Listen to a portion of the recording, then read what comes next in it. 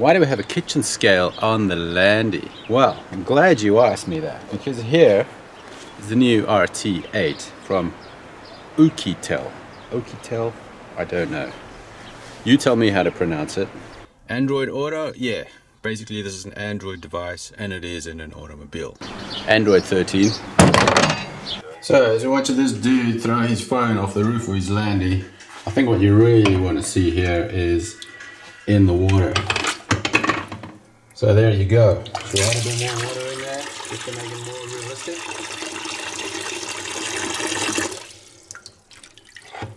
So is it waterproof? Yeah. It's dust proof, it's shock proof, all of that. It's IP68, IP69K and MIL-STD-810H. Something to that effect. So if you want to watch it underwater, you can do that. So I don't know about you guys, but I'm not aware of most Defenders having a touch screen in them. I know there are options for the Pumas, but this is the old-fashioned one.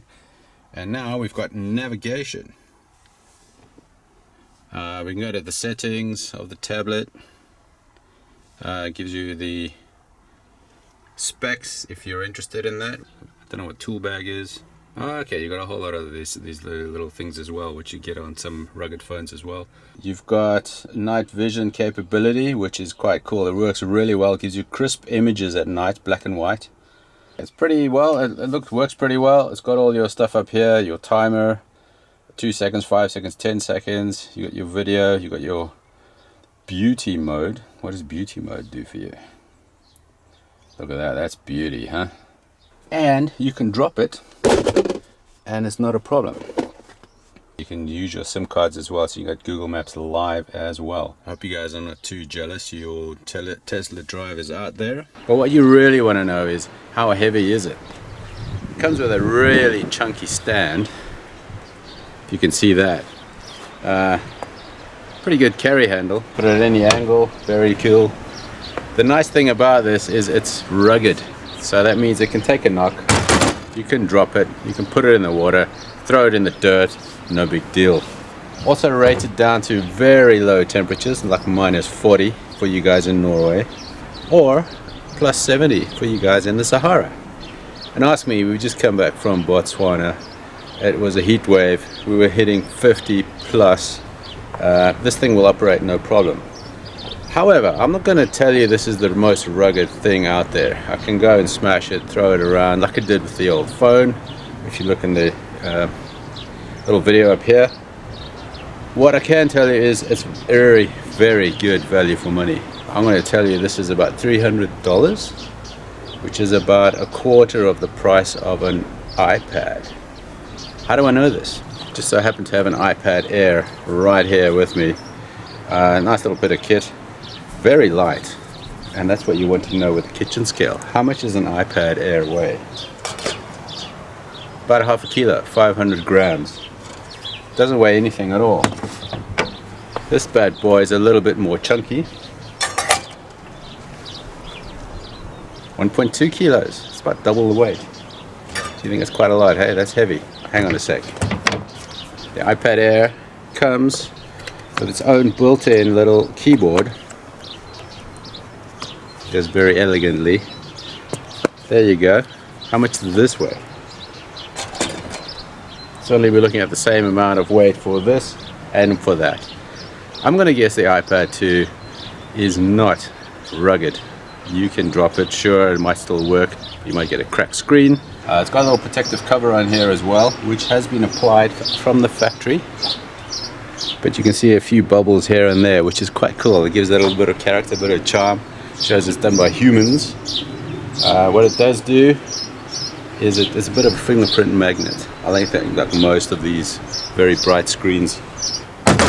Who's it for?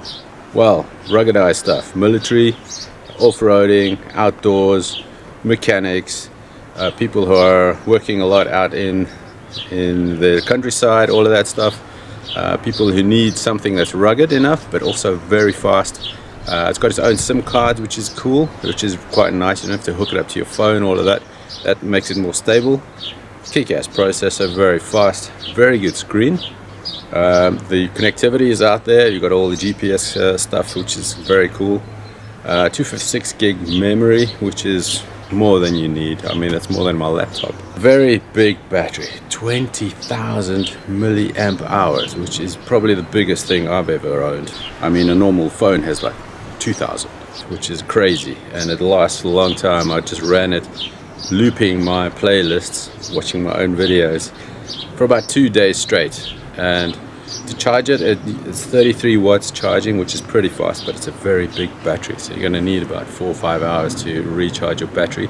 But then you don't need to do that for the next week. It'll just last all the time, which is really good as well, and especially when you're out on the road and you're traveling and you don't have access to a plug point all the time. Not that much bloatware. This was all the stuff that was on here. I loaded Brave, WhatsApp, Facebook, Gmail, obviously. We've got Sigic here, maps.me, and a couple of Formula 1 apps.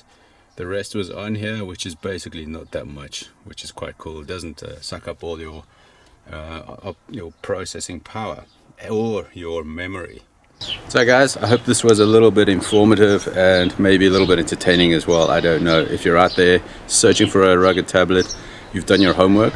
Here are all the specs. I'm sure it means something to somebody. Yeah, everything you need on here. It works really well. Good cameras too if you need that. And it has the functionality of being a little bit bigger, so you can actually zoom into stuff. You can check out your spreadsheets. You can have a whole technical diagram and you can have a look at that instead of on your phone, which is only about this big. There's your little review of the RT8. I think it's just a fantastic deal. Thanks for watching, guys. Catch you on the next one and keep rolling.